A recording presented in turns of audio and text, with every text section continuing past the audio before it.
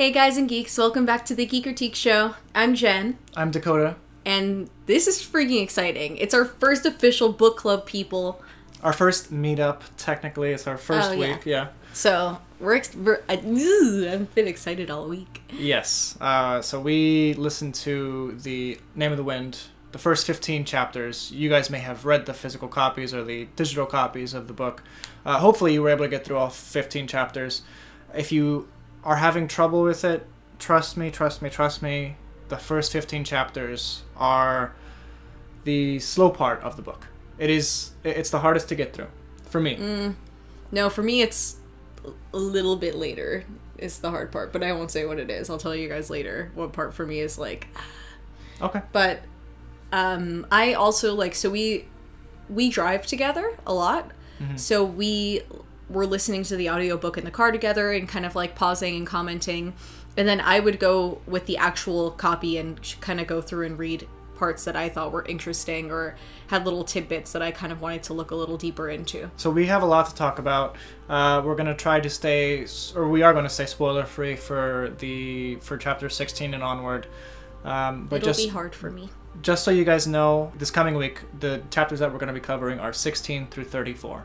Just so you know, and we'll actually put the entire schedule for all 6 weeks right here.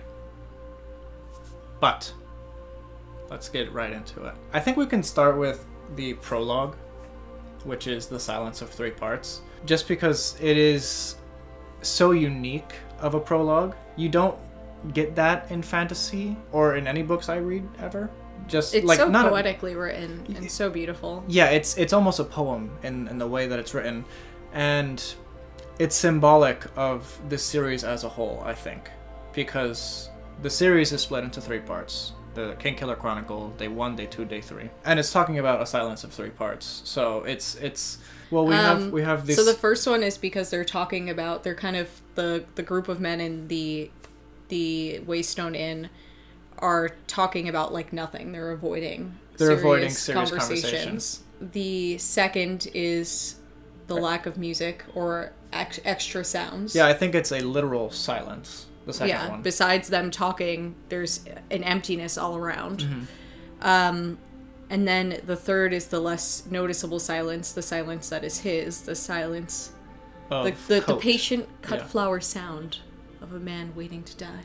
Speaking of which, I don't know if you've noticed, but we have a new member of the family. His name is Kavoth. Yeah. Because he has red hair. Well, not hair, actually, but he is a redhead.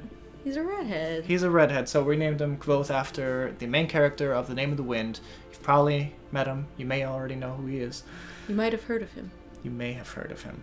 So a lot of you guys have picked up the book. We're so happy that you guys were able to get into it, and some of you are really, really liking it. One person, are we gonna read that comment? Yeah, one person commented. This really cracked me up, by the way. So Rich08211 says, so I got the book after seeing your last video where you said we would be reading it for the book club. I really tried to read a few chapters, but I couldn't do it. I kinda read the whole book already. I want to talk about it so much already. So hopefully, Rich, you find this video and you're able to discuss it with the rest of us. Just keep it spoiler-free for the rest of us. And now you can move on to Wise chapters. Man's Fear. Congratulations. Yes. And then The Slow Regard of Silent Things. He actually, in a follow-up comment, he actually did tell me that he's already ordered The Wise Man's Fears, and he's super excited. So I love you. I'm so happy that you actually like read the whole book. I wish you were like on the same page as us, but still, I'm glad we were able to find a really good read for you, and you really enjoyed it. But some of you did comment about the actual like goings-on of the first few chapters and the first few pages, and actually longtime viewer Alex Sigsworth commented about his thoughts on the first 15 pages, and I think he wants to do like little segments here and there, and I think he said that he wanted to do this like on a weekly basis, so let's see what his thoughts are for the first 15 pages. So here's the thing I've noticed Patrick Rothfuss does. Fantasy tends to be lots of expositions and lots of info dumps at the beginning with texts and maps and things, and although there is a map at the beginning, there's very little exposition, which normally when I read fantasy there's quite a lot of that. But what he does do is he does break the show not tell rule, but does it in order to imply that there's certain things he's not telling you, which makes Coat seem mysterious. Mm-hmm. So the mystery is implied by only certain things being shown, but not everything. Right. So you were able to come up with... You found the mystery from the get-go, basically. Like, there's more to this character, Coat, than meets the eye. Mm-hmm. And that's, like, within the first 15 pages. Yeah, you do... It's actually, you know, pretty... That's really good, because... I didn't get that the first time reading the book. At least like, not the first 15 pages. Yeah, not until... Because, yeah, where are we at it after page 15? Yeah, so you can already kind of tell who's the important one here. Yeah. Oh, so he got past the part with the Spheriá and just seeing, you know, the Spheriáing. Kind of the little bits that Coat does tell. Because at this point, Coat is really just trying, what she's always trying to do is just keep his reputation under wraps and not let anyone know who he is. Right. So, and the fact that we're seeing this kind of through everybody's perspective, not, you know, you don't really see him going off on his own a ton at this point. You know, that's pretty good to deduce, like... Yeah, there's something up with that guy. Yeah, and you hit the nail on the head by saying Rothfuss kind of breaks the show not tell rule by implying that there's more to the character. There's more to... I will tell you this, there is literally more to every single word that you read. Because this He's so over-analytical, and... Rothfuss is notorious for being super analytical. This book took him 14 years of polish. I think 200 drafts of this book, something crazy like that. And that's why we haven't received a book 3 yet, because he keeps going draft after draft, trying to better the book. And we were watching a Q&A of his recently of the 3rd book, and don't watch that if you haven't read anything, because there are spoilers for the first 2 books, obviously. But he does mention his writing style is kind of like, some days I'll write a portion of this, and it will seem right in the moment, and I'll come back later after lunch, and it's like I have to scrap this, I have to like rearrange stuff. So sometimes by bettering it, he actually worsens other bits. So it's an ongoing struggle with him, and he does struggle with every single word, apparently. Yeah, and he kind of compared it to a relationship in the sense that, you know, you don't like start here and a relationship just progressively gets better and better and better, and then you know, you're in love and get married, and then that's it. It's the end. He said relationships, there's kind of like highs and lows, and sometimes things start here and just kind of plummet. So I don't know if he's saying he's having a really difficult time writing the last book, but you can kind of see, just in that analogy alone, how much he cherishes his series, right, and how much he really values every little piece.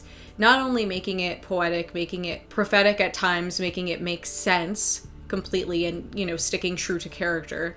And I don't care how long it takes, because I love what he does. So right. I'll wait, you know, so long.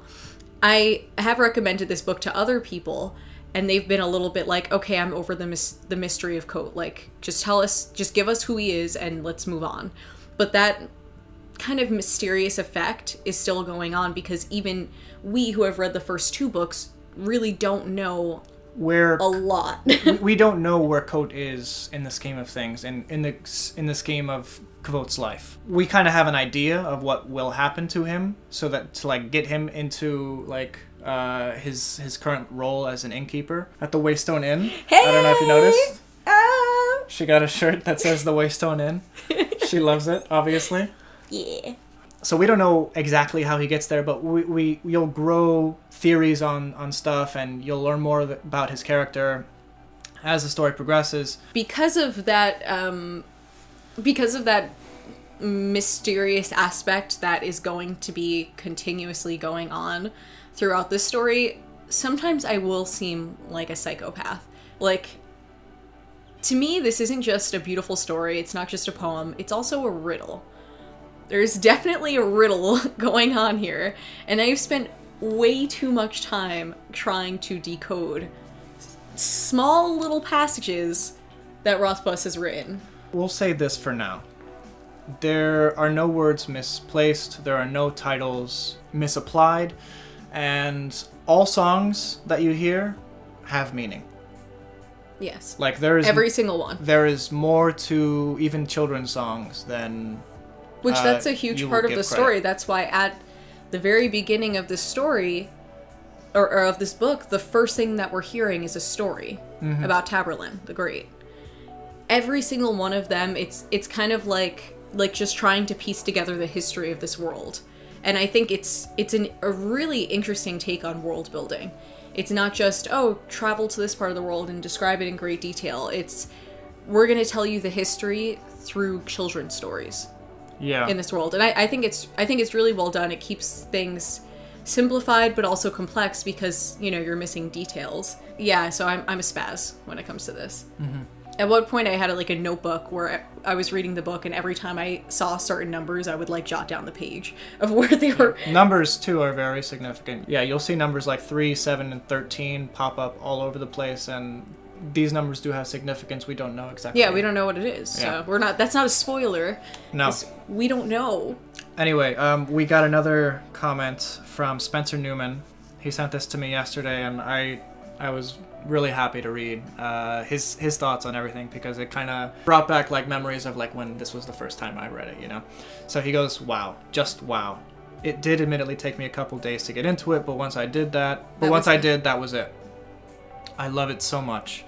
I blew through the second half of this week's chapters in one night." So that's awesome. Wow. I love the traveling performer caravan. Kvothe is my spirit animal. Some curiosities. His many names greatly intrigue me. I really hope that we'll get some insight into how he got them.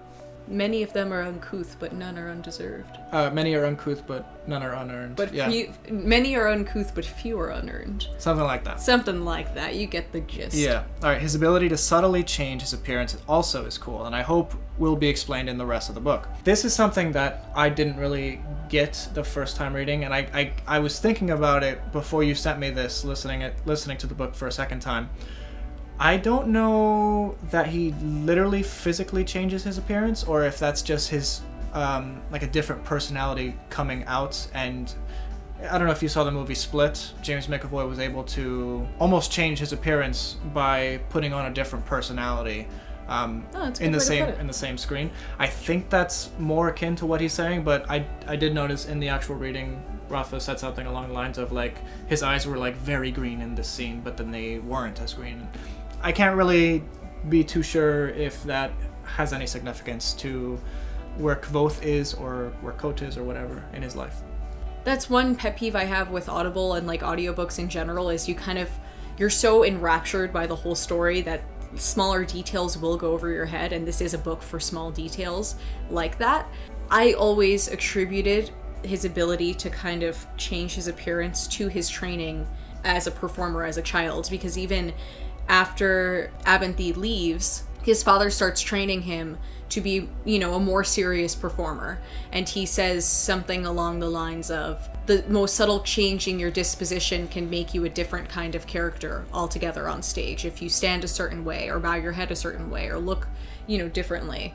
Obviously, Rothfuss phrased it a lot more eloquently than the way I just did, but you get the gist. I always attribute it to him being a performer. Yeah, well, you remember it a lot more eloquently than I do, so good for you. Sweetie. The whole Chronicler meets Bast thing was nuts. Was it expressly said exactly what Bast is, and I just missed it? I got the blue eyes and the cloven hooves part, but I don't recall it ever saying what it was that he is. Okay, it doesn't say just yet what Bast is. There is a pretty strong hint, though, as to... We do get a good hint as to what he is, though. Because after the Skraeling is discovered by everybody, they take it to the priest, who the priest, does everything, in the right order, and, make sure that he kills it. But then afterward, Kvothe says to Bast, now the blacksmith is going to be taking care of this. He says something like that in the next couple of days. All of the boys went and got iron rings around their necks. He offers at that point, when he says the blacksmith is going to be doing his thing, I don't know what he does in a couple of days, he offered for Bast to leave, and Bast declined the offer. I don't think Bast is a demon, but whatever all of these people are afraid of and calling a demon is what he is. Yeah, so that's one thing I want to touch upon too, is what is a demon? several people in the book claim anything that is a monster or anything that they don't understand is a demon. The characters that so far matter, so Kvothe, Chronicler, and Bast, all know that these things aren't demons, and even Chronicler says there's no such thing as a demon. So yeah, they all know the real name of you know, what these creatures are and their beings, monsters. But for villagers in the middle of nowhere, anything that you see that is unfamiliar or freaking scary, you're like, holy crap, it's a demon. Like, you know, so it's more of their ignorance shining through. And Code even says at one point to Bast, it's better that they... It's better that they believe it's a demon, because he doesn't even want them to know, you know, what is going on in the world around them. Yeah.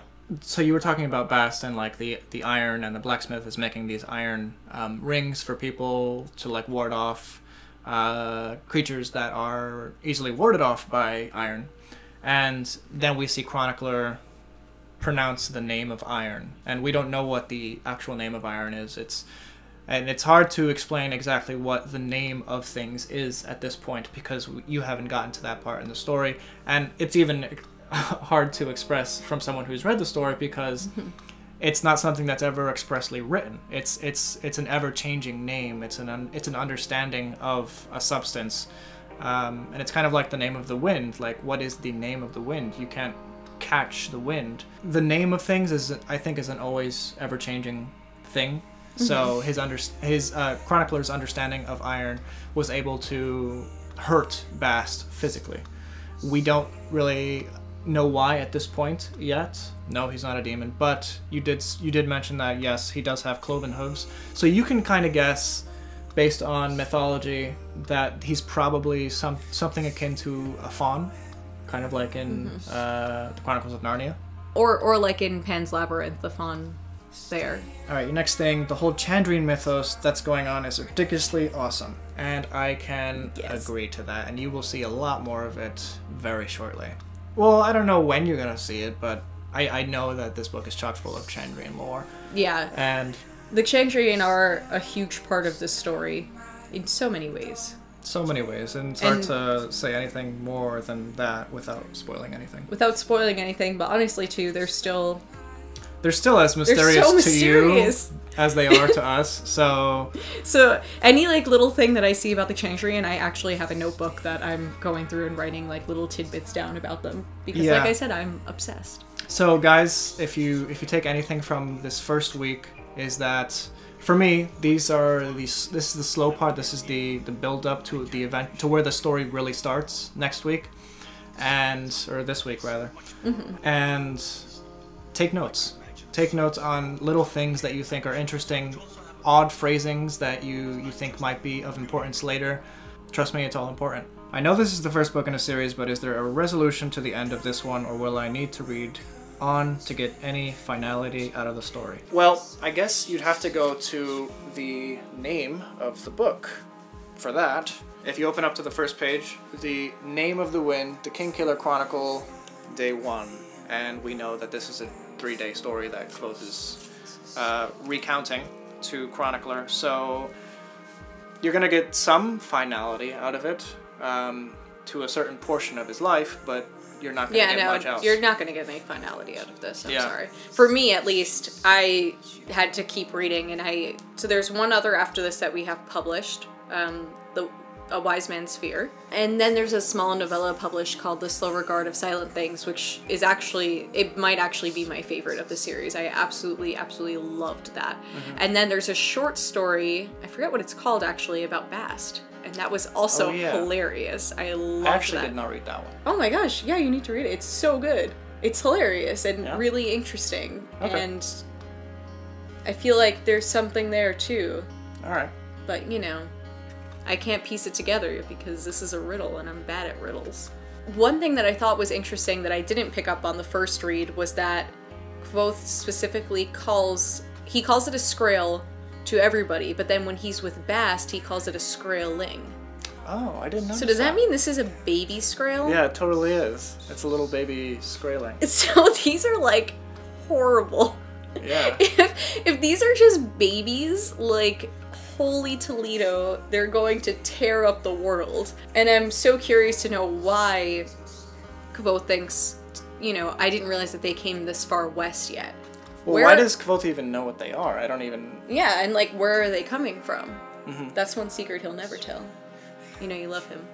XOXO. Alright, as we're recording this, we have one more person who's contributed their thoughts on the first 15 chapters. Graf Fuller has left us a little voice clip. Let's hear what he has to say. Hi, my name is Graf. I'm loving the book. It is denser than I remembered it to be, and it definitely deserves a reread. I'm listening to it and reading it, which gives me more info and less distractions. I really love Kote, or Kvothe. He is a complicated character that is masterfully expressed by Patrick Rothfuss. I love the way the story is told in 3 days to the chronicler, and the lyrical and poetic nature that it is. I'm not a lover of poetry, but it fits the story of the Adamaru and Kvothe the Kingslayer. Thanks for the ability to input my initial thoughts. Bye. All right. Thank you. We appreciate that. Yeah. Yeah, it's funny. He's not too into poetry either. And, like, when we first got married, we don't fight often. We're just not fighters by nature. But our first, like, marital argument was he said he didn't like Rothfuss's prose when compared to Brandon Sanderson. And I love Brandon Sanderson, but I lost my marbles. Not necessarily towards Brandon Sanderson, but just his prose in general. Patrick Rothfuss's prose in general is very poetic, and you can tell there was a lot of deliberation through every sentence, and some of it feels forced to me. That comes through in dialogue more than the actual narration. But I think it's beautiful. Yeah, and going through it a second time, I do appreciate it far more. I will say that. Thankfully, we were able to get over that deep marital argument. That was the first of very few, thankfully. You actually... Deep marital... It was me being like, what? Are you kidding? And I just kind of like had a little hissy fit, and then it died out, and then I was just like, fine. And you left me a few thoughts on Gmail. If you have... By the way, guys, if you want to join the book club, you can click or go to this email below and just let me know if you want to enter, and I will put you on a newsletter so that everyone can be up to date and caught up, and you can send me any thoughts or any clips or any audio clips so that we can use them in our weekly videos like I'm doing now. But you did say something that I really want to touch upon. Kote, or Kvothe, as the protagonist, we have to ask ourselves, is he a trustworthy narrator, especially of his own life? I say not, but still the truth is somewhere, though. He is perfect in his abilities, but flawed in his character. He is a hero and an anti-hero. He's likable and disreputable. He is accomplished and a failure. And we can get that in the first 15 chapters based on what he's told Chronicler. And it's interesting that you mentioned, like, is he a liar in what he's saying? Is he... Because a lot of this legend that we're reading is from his own perspective, his own point of view, so we're not getting anyone else's point of view. And that does... I don't think it was touched upon so much yet, but that does come up where, you know, he kind of says that in stories you can embellish the truth, but it still rings true, basically. Yeah, some of it rings true. He will... which we don't know where and when, but he does make it more poetic or more beautiful. I feel like that's even in a lot of the scenes with his parents. The way that he remembers them is so much the way a little kid looks at their parents. Like, your dad's a hero, your mom's an angel, and they are absolutely madly in love. And you know. Right, he only remembers the good times, it seems. Yeah, which, you know, isn't realistic, but he also says that's the way that he prefers to think of them. Yeah. You know, true. Which makes sense, you know, he loves to think, everybody wants to think of their family in a good way, in a good light. Right. I also like the fact that you are, Graf, that you are reading and listening to the audiobook. Yeah, that's cool. If you can do that, that's a really immersive experience, I feel. And you guys can do that if you decide to get a free Audible account. Link in the description below, you can get 2 free audiobooks that you can use on whatever the heck you want. I think...